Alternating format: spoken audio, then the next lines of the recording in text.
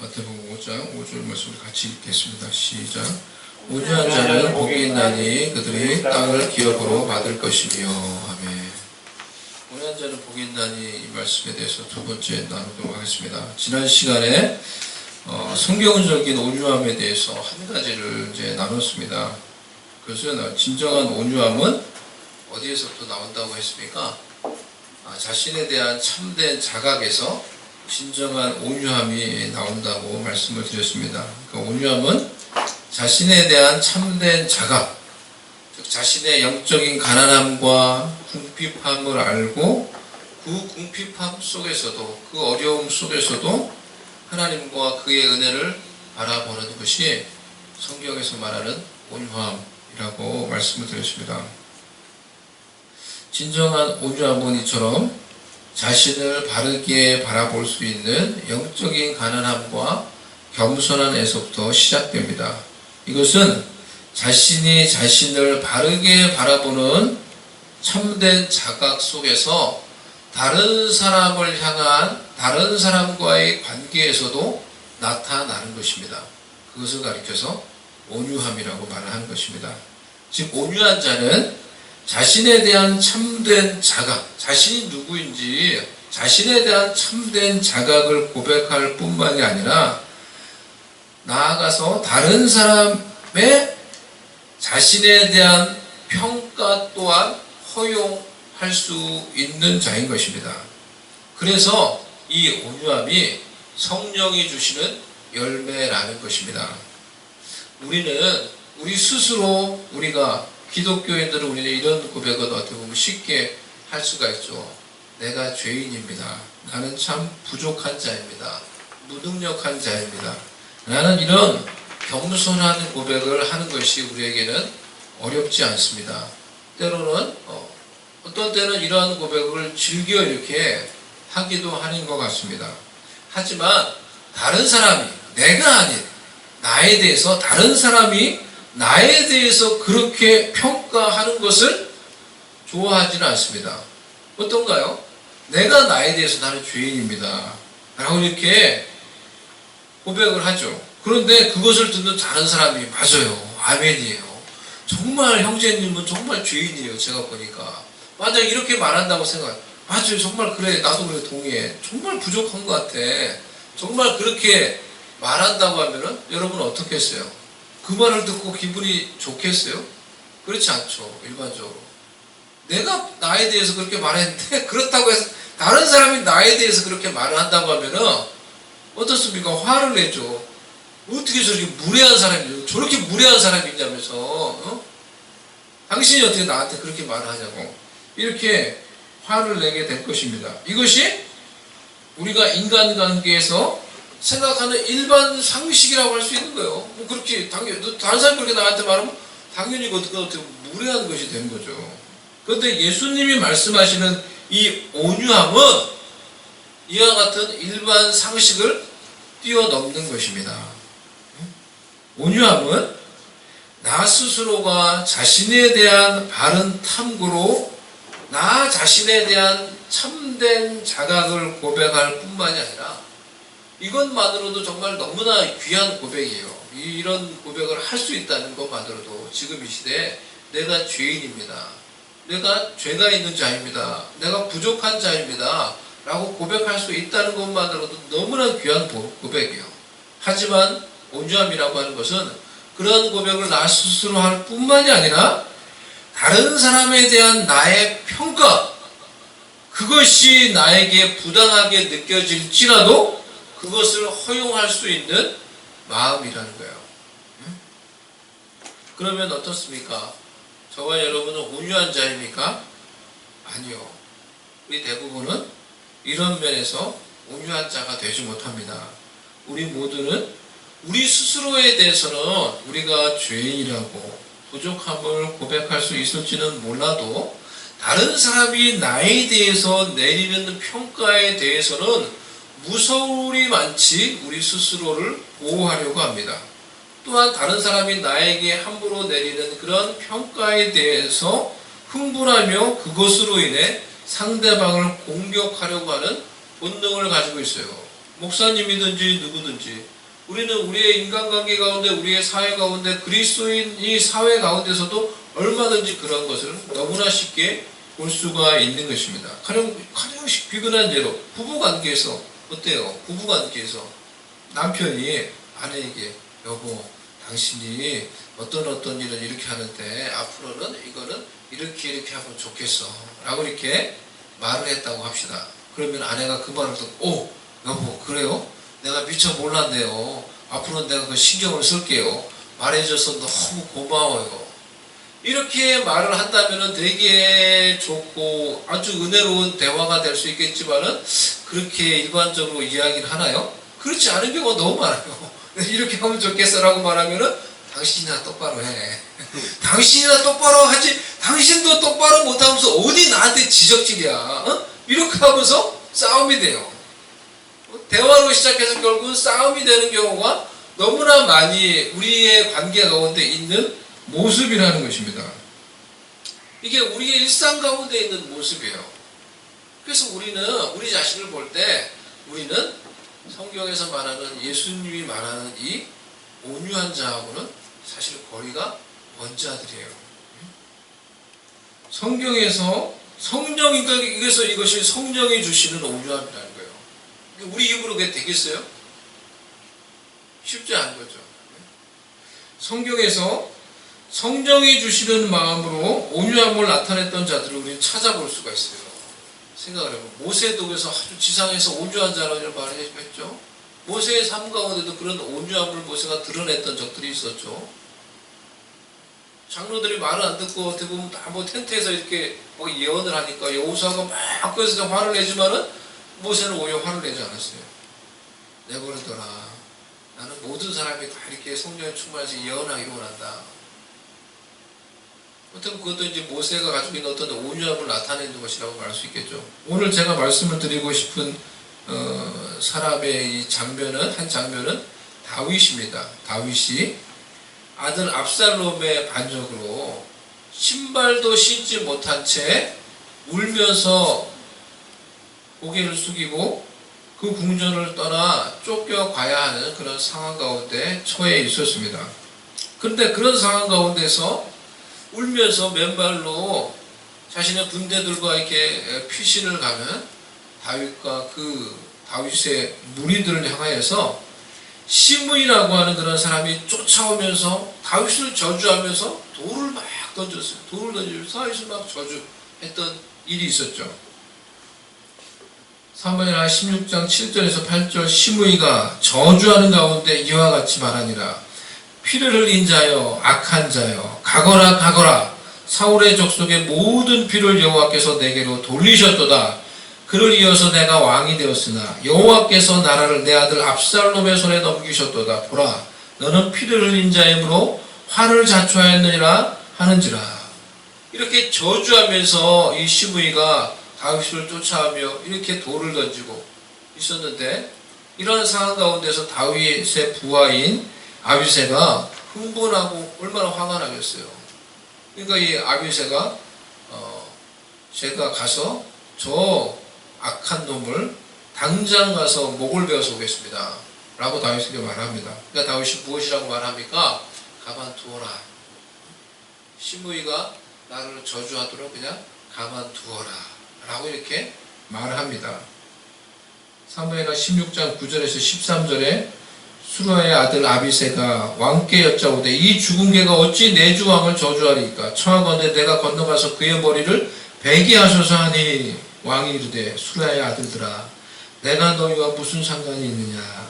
그가 저주하는 것은 여호와께서 그에게 다윗을 저주하라 하심이니 내가 어찌 그리하였느냐 할 자가 누구겠느냐 하고 또 다윗이 아비새와 모든 신하들에게 이르되 내 몸에서 난 아들도 내 생명을 해하려 하거든. 하물며 이 베냐민 사람이라 여호와께서 그에게 명령하신 것이니 그가 저주하게 버려두라.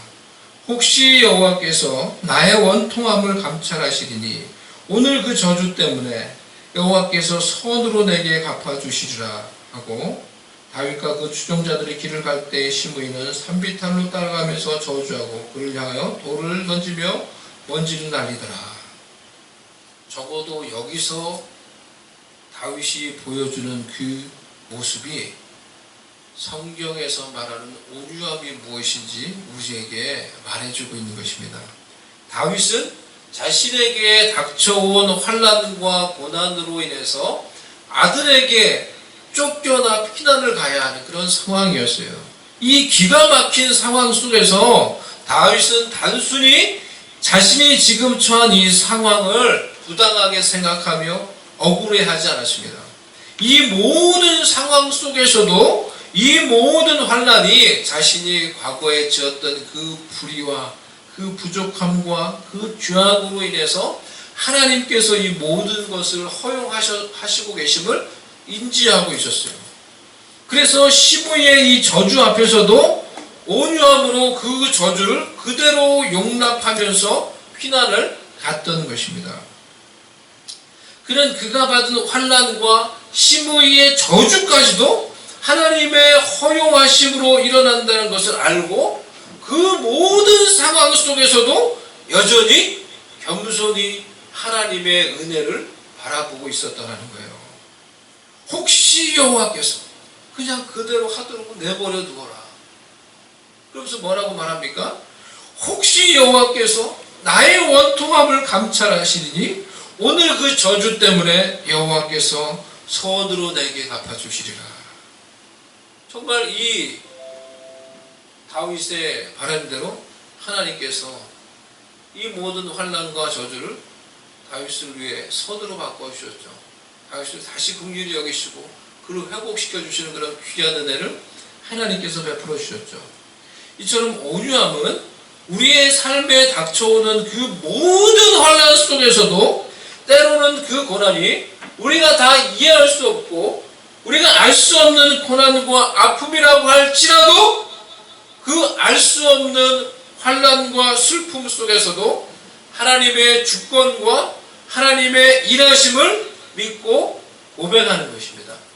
그것이 다윗이 보여줬던 성경에 나타나는 온유함이라는 거예요. 그 모든 환난과 고난과 아픔 속에서도 하나님의 다스리심과 하나님의 일하심을 믿고 고백을 하는 거예요. 저희 어머니가 돌아가신 후 장례식을 치르면서 어머니의 임종을 저희 모교의 원로 목사님이신 신도범 목사님께 알렸습니다. 당연히 이제 알려야 되는 것이죠. 저희 부모님은, 저도 그렇고 저희 부모님은 거의 뭐 평생을 결혼하시면서 제 것 같고 평생 그렇게 따르신 것 같아요. 평생을 신도범 목사님이 돼서 신앙생활을 하셨습니다. 그래서 신 목사님이 서울 강남의 선회마을에 교회를 개척하실 때 가장 핵심이 되었던 이제 개척 멤버가 저희 부모님 그리고 저희 이모 뭐 이런 분들이었어요. 저희 친척이 되는 분들이었어요. 이번에 어머니 돌아가시고 제가 어머니 생각이 참 너무 많이 나서 또 이제 이모가 너무 힘들어한다는 걸 알고 있었기 때문에 이모 집을 방문을 했습니다. 이모 집을 방문해서 이모와 이야기를 많이 나눴어요. 엄마 이야기도 나누고 그러면서 과거에 이 교회를 개척했을 때 그 이야기를 좀 더 상세하게 들었어요. 신 목사님이 교회를 개척하려고 하셨을 때 제일 먼저 우리가 그때 사당동에 살았는데 저희 윗집에 이제 이모가 살아십니다. 이모를 찾아오셨다고 하더라고요. 제일 먼저 이모를 찾아와서 교회 개척에 대해서 말씀을 이제 하셨다고 합니다. 그래서 그 얘기를 들으면서 이모가 그러면은 나 혼자 듣는 것이 아니라 밑에 우리 순이도 오라 하고, 그러니까 우리 바로 이 밑에 살았기 때문에 우리 엄마도 그걸 부르고 또 바로 밑에 또 이제 사촌 누나가 살았습니다. 저의 이제 입양한 딸의 친엄마가 되는 입양한 동생, 제 입양한 여동생의 친엄마가 되는 사촌 누나였어요. 그 사촌 누나도 그때 이제 살아 계셨습니다. 그 누나를 부르고 그래서 교회 개척에 대해서 그때 처음으로 이제 이야기를 했다고 합니다. 그래서 목사님이 교회 개척에 대해서 말씀을 하시고 그리고 목사님은 대구에서 여전히 목회를 하고 계셨기 때문에 내려가시고 목사님께 어떤 그 말씀을 듣고 이모하고 사촌 누나하고 또 저희 엄마까지 이 세 사람이 매일 그 이후로 이제 개척을 하기 위한 땅을 보러 계속 돌아다녀요. 지역을 보러. 사당동, 방배동 매일 나가가지고 이제 걸어서 그걸 다녔대요. 매일 어디에다 교회를 개척해야 되나 그걸 보러 계속 다니다가 결국에는 지금의 그 반포동 설해마을에 장소를 찾은 거예요. 그래서 목사님께 연락을 드렸더니 목사님 곧바로 오셔가지고 그 집을 이제 매매를 하시고 그 주택에서 교회를 개척을 시작했습니다. 그래서 그때 교회를 개척했을 때 기억이 저에게도 이제 생생하게 다 있어요. 주택에서 교회를 개척했다가 조금 있다가 막 사람들이 하여튼 많이 모였는데 곧바로 거기서 건물을 짓고 막 그렇게 교회를 해 나갔습니다. 저희는 그 교회 밑에 지하실에 살았어요. 저희 부모님이 다 이제 돈도 어떤 좀 이제 헌금을 하시고 그러면서 교회 지하실에 방을 만들어서 거기 들어가서 이제 몇 가구가 들어가 살고 그렇게 이제 교회를 같이 개척을 했죠. 그래서 교회를 이제 막 그렇게 시작을 하면서 처음에는 이제 사당동에 살았는데 목사님이 교회를 개척하자마자 사당도에 살면서 저희 부모님과 이모, 이제 뭐 그리고 사촌들 다 그 사당도에서 거기까지 새벽 기도를 간 거예요. 새벽 기도를 갔다는 거예요. 근데 그 당시에 거기 사당도에서 이 반포동 설해마을은 이제 걸어서 간 거예요. 걸어서 갈 수 있는 거리가 아니에요, 사실은. 걸어서 가면은 2시간, 한 3시간 정도 걸어야 되지 않나, 제 생각에. 그렇게 걸어가야 되는 거예요. 근데 거기를 그 당시에 길도 없는 막 산을 넘어서, 우리가 사당동 상동대에 살았는데, 길도 없는 산을 막 타고 넘어서, 이제 막 흑석동 쪽으로 갔다가 이제, 반포동 아직 개발되지도 않은 그 뭐 이수교를 건너가지고 설해마을까지 걸어서 새벽 기도를 간 거예요. 그러니까 새벽은 몇 시에요?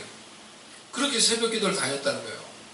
그러니까 사실 믿을 수 없는 거거든요. 근데 내가 잘 생각을 해보니까, 제가 잘 생각을 해보니까, 곰곰이 생각하니까 제가 따라갔던 기억이 있는 것 같아요. 한번 따라갔던 기억이. 어머니, 아버지가 늘 아주 막 초새벽에 일어나서 막 교회를 가는데, 제가 깨니까, 너 좀 갈래? 얘기를 해서 내가 한번 따라갔던 적이 있었던 것 같아요. 아버지가 가자고 해서 좋은 데인 줄 알고, 아버지가 가는 데는 늘 좋은 데였으니까, 어렸을 때. 아버지를 믿고 따라가던데, 그야말로 막 길도 아닌 데로 막 새벽에 막 그냥 갔던 거예요. 너무 힘들었어요. 그래서 어린 내가 거기 따라가더라고. 너무너무 힘든 거여서 막 진짜 막 이상한 데를 막 가가지고 갔던 기억이 어렴풋이 나는 것 같아요. 그리고 이제 뭐 나는 교회가 작겠죠. 그리고 이제 돌아왔는데 너무너무 힘든 거예요. 그래서 저는 그때 딱 한 번 가고 이제 안 갔어요. 한 번도 안 갔어요. 그리고는 그 당시에 생각하기를 제가 아주 어렸을 때인데 우리 아버지 부모님은 좀 이상하다. 너무 이상한 거 아닙니까? 왜 이 새벽에 저 멀리를 막 갈까? 그런 생각을 했던 적이 있었습니다. 저희 부모님 그렇게 이 신목사님과 함께 교회를 개척하고 평생 그 목사님 밑에서 신앙생활 했죠. 그 목사님이 주례하셨고 그렇게 신목사님 지도를 받은 거죠. 신두범 목사님이 지금 연세가 이제 98세예요. 그런데 저희 어머니가 이제 더 일찍, 나이가 어리신데도 일찍 천국을 가신 거죠. 그래서 신목사님께 이제 우리 친지분 중에 한 분이 이렇게 임종을 알렸는데, 그러니까 목사님이 이야기를 듣고는 또 저를 바꾸라고 하셨어요. 그래서 너를 바꾸라 한다. 그래서 제가 이제 목사님과 통화를 해서 목사님 잘 계시냐 통화를 하고, 목사님이 말씀하시는 게 어떻게 돌아가셨냐 물어보시더라고요. 그래서 병원에 계셨는데, 치료를 위해서 병원에 오며 계셨는데, 갑자기 이렇게 소천하셨다고 이렇게 말씀을 드리니까, 목사님이 대뜸 하시는 말씀이 좀 생각을 하시더니 하나님의 주권이다. 어쩔 수 없지 우리가. 그러면서 장례를 잘 치우라고 그렇게 이제 짧게 말씀을 하셨습니다. 목사님께서 짧게 말씀하셨지만은 하나님의 주권이다 라고 이렇게 하시는 그 말씀을 들으면서 목사님의 이 신앙의 이제 깊이가 느껴졌어요. 목사님이 가지고 있는 정말 대쪽 같으신 분이시거든요. 신앙이. 목사님도 이제 몇 년 전에 사모님이 먼저 천국 가시고 홀로 되셨는데요. 그런 목사님의 어떤 신앙 깊이가 이제 느껴졌습니다. 사랑하는 여러분, 우리는 우리의 삶 속에 다가오는 이 모든 환난 속에서 때로는 감당하기 어려운 슬픔들, 우리가 다 이해하기 어려운 그런 고난과 환난 속에서도 하나님의 주권과 하나님의 다스리심을 믿고 인정할 수 있는, 그것을 믿고 고백할 수 있는 온유함을 가지고 있습니까? 남들의 평가와 때로는 그것이 부당하다고 억울하게 느껴질지라도 그러한 평가와 비판 속에서도 하나님의 주권을 인정하며 여전히 나를 돌아보며 하나님의 은혜를 그 상황 속에서도 바라볼 수 있는 그런 온유함을 우리가 가지고 있습니까? 온유한 자가 복이 있다고 말씀하신 예수님께서 온유함이 무엇인지 우리에게 잘 보여주셨어요. 예수님께서 이 땅에 오셔서 스스로 하나님의 심판을 짊어질 세상을 위한 그런 어린 양이 되시고 다른 사람들의 그 부당한 평가와 저주를 허용하시면서 묵묵히 그 모든 것들을, 자신이 감당해야 될 그 모든 것들을 묵묵히 다 감당을 하셨어요. 털 깎는 자 앞에서 잠잠한 어린 양같이 자신에게 닥쳐오는 환난과 고난과 그 모든 부당한 평가와 조롱 앞에서도 하나님의 주권과 하나님의 일하심을 바라보며 그의 온유함을 나타내 보여주셨습니다. 베드로전서 2장 19절에서 25절에 예수님께서 보여주신 온유함을 이렇게 말씀하였습니다. 부당하게 고난을 받아도 하나님을 생각함으로 슬픔을 참으면 이는 아름다우나 죄가 있어 매를 맞고 참으면 무슨 칭찬이 있으리요. 그러나 선을 행함으로 고난을 받고 참으면 이는 하나님 앞에 아름다우니라. 이를 위하여 너희가 부르심을 받았으니 그리스도도 너희를 위하여 고난을 받으사 너희에게 본을 끼쳐 그 자취를 따라오게 하려 하셨느니라. 그는 죄를 범하지 아니하시고 그 입에 거짓도 없으시며 욕을 당하시되 맞대어 욕하지 아니하시고 고난을 당하시되 위협하지 아니하시고 오직 공의로 심판하신 이에게 부탁하시며 친히 나무에 달려 그 몸으로 우리 죄를 담당하셨으니 이는 우리로 죄에 대하여 죽고 의에 대하여 살게 하려 하심이라. 그가 채찍에 맞음으로 너희는 나음을 얻었나니 너희가 전에는 양과 같이 길을 잃었더니 이제는 너희 영혼의 목자와 감독 되신 이에게 돌아왔느니라. 아멘. 여러분, 주님이 보여주신 이 온유함으로 인하여서, 주님이 이 땅 가운데 오셔서 보여주신 이 온유함으로 인해서 우리는 주님이 베풀어 주신 그 온유함의 열매를 먹고 누리고 있는 거예요. 그것이 무엇입니까? 그 온유함으로 그 부당한 고난을 친히 견디고 감당함으로 우리의 죄를 친히 담당하셔서 우리로 죄에 대하여 죽고 의에 대하여 살 수 있는 하나님의 백성으로, 하나님의 자녀로 우리를 불러주신 것입니다. 그분이 온유함으로 심판의 채찍을 견디심으로 우리가 나음을 얻고 회복을 얻고 구원을 얻어서 우리의 영혼의 목자가 되시고 감독이 되신 하나님 아버지께로 돌아갈 수 있도록 해 주신 것입니다. 그것이 예수 그리스도께서 온유함으로 우리 가운데 베풀어 주신 온유함의 열매라는 거예요. 이처럼 성령이 주시는 온유함은 그 온유함을 통해서 열매를 맺게 하는 것입니다.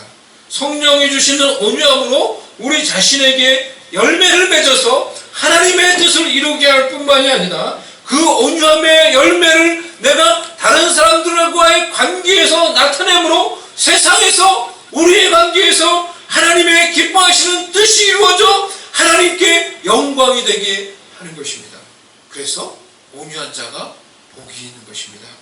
성령께서 우리 가운데 역사하셔서 성령께서 우리를 다스리셔서 어떠한 환난과 슬픔과 고통 속에서도 하나님의 주권과 하나님의 다스리심과 하나님의 일하심을 믿고 고백하며 성령이 주시는 온유한 마음을 품어서 어떠한 상황과 어떠한 평가 속에서도 겸손하고 가난한 마음으로 하나님을 바라보며 사람들을 대함으로 우리의 삶 속에서 우리의 관계 속에서 하나님이 기뻐하시는 뜻과 열매를 맺어갈 수 있는 하나님의 백성들, 하나님의 자녀들이 될 수 있기를 주님의 이름으로 축복을 드립니다.